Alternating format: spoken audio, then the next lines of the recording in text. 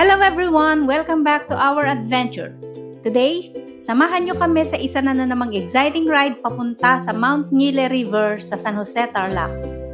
Maaga kaming bumiyahe para mas ma-enjoy ang malamig na hangin at ang napakagandang tanawin sa daan. Habang umaandar ang motor, unti-unti naming iniwan ng ingay ng bayan at pinapalitan ito ng sariwang hangin at berdeng tanawin ng kalikasan. Habang binabaybay namin ang mga kalsada papuntang San Jose, Tarlac, talagang nakaka-relax ang paligid. Makikita mo ang malalawak na bukirin, mga bundok sa malayo, at mga puno na tila sumasayaw sa bawat hampas ng hangin. Isa sa mga bagay na pinaka-enjoy namin sa bawat ride ay hindi lang ang destination, kundi pati ang journey. Habang tumatakbo ang motor, bawat kurbada ng daan ay may bagong tanawin na pwedeng pagmasdan. Minsan may mga rolling hills, minsan naman ay may mga taniman at mga simpleng baryo na nagbibigay ng kakaibang ganda sa biyahe. At syempre, hindi lang kami ang kasama sa adventure na ito. Kasama rin namin ang mga pamangkin naming mga bata. Habang kami ay nakasingle na motor, sila naman ay masayang nakasakay sa tricycle. Kita sa kanilang mga mukha ang excitement habang pinagmamasdan ang mga tanawin sa daan.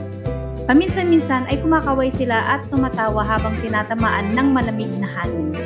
Nakakatuwang makita na kahit simpleng biyahe lang, sobrang saya na nila. Minsan talaga, hindi kailangan ng mamahaling lugar para makagawa ng masayang alaala kasama ang pamilya. Habang papalapit kami sa Mount Nile River, mas lalong gumaganda ang paligid. Mas nagiging presko ang hangin at mas ramdam mo ang pagiging malapit sa kalikasan. Ang mga puno, bundok at ilog sa paligid ay nagbibigay ng tahimik at relaxing na atmosphere. Pagdating namin sa Mount Nile River, agad namin napansin na medyo malabo ang tubig. Nalaman namin na malakas pala ang ulan noong nakaraang araw kaya naging maputik ang pangunahing ilog. Sa una, medyo nanghinayang kami dahil inaasahan namin malinaw ang tubig. Pero alam niyo naman, bahagi talaga ng adventure ang mga hindi inaasahang pangyayari. At buti na lang, may nakita kaming maliit na bahagi ng ilog na mas maayos at ligtas para sa mga bata. Doon na nagsimula ang tunay na saya ng araw na to. Agad na nagsipagligo at naglaro ang mga bata sa tubig. Ang ilan ay nagtatalsikan ng tubig, ang iba naman ay nag-e-explore sa mababaw na bahagi ng ilog. Kahit hindi perpekto ang kondisyon ng main river, hindi nito napigilan ang kasiyahan ng lahat. Habang masayang naliligo ang mga bata, ako naman ay nag-explore na ako dito sa Mount Nile. At tingnan nyo naman, sadyang may likas na kagandahan ang Mount Nile. Yung bundok, yung ilog, at yung mga cottages nila dito ay magaganda din. At may kanya-kanyang mga pangalan. Ang presyo nga pala ng mga cottage nila dito ay 1,000 pesos. So kasama na dun yung entrance fee, yung shower room, at yung CR. So, mura na yung 1,000 pesos kada cottage, diba? Ang nagustuhan ko dito sa Mount Nile River, yung mga cottage nila napakagaganda. Compared sa iba kong napuntahan, mas maganda yung mga cottage dito sa Mount Nile River. Tapos yung CR nila at saka yung shower room, maganda at saka malinis. Kaya komportable kang mag-shower at mag-CR. After ko kumuha ng mga video, ay naisipan ko ulit panoorin ang mga batang naliligo sa maliit na ilog. Kaya naman naisip ko, minsan hindi naman talaga tungkol sa lugar ang saya. Nasa mga taong kasama mo ito.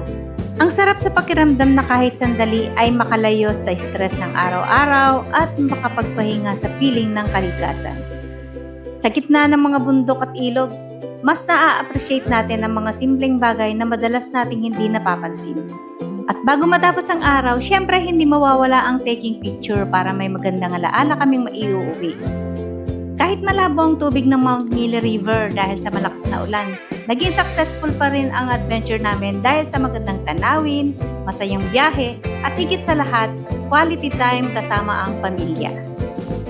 Minsan, ang pinakamagandang travel memories ay hindi nanggagaling sa perpektong kondisyon ng lugar, kundi sa mga tawanan, kwentuhan, at masasayang sandaling pinagsasaluhan natin kasama ang mga mahal natin sa buhay. Alauna ng hapon ay naisipan na naming paahunin ang aming mga pamangkin at makapag-shower na sila. Iniisip kasi namin na baka abutin kami ng ulan sa daan. Kaya eksaktong 2:00 ay umalis na kami sa Mount Nile River. At habang kami ay pauwi, hindi ko pa rin maiwasan na hindi kumuha ng mga video dahil sa ganda ng tanawin ng aming mga dinadaanan. At sa bawat ride, hindi lang kilometro ang nadadagdag sa ating journey, kundi ang alaala at karanasang habang buhay nating dadalhin. Kaya tara, ride lang ng ride, explore lang ng explore at gumawa pa tayo ng mas maraming kwento sa daan. Thank you for watching and see you on our next adventure. Ride safe everyone!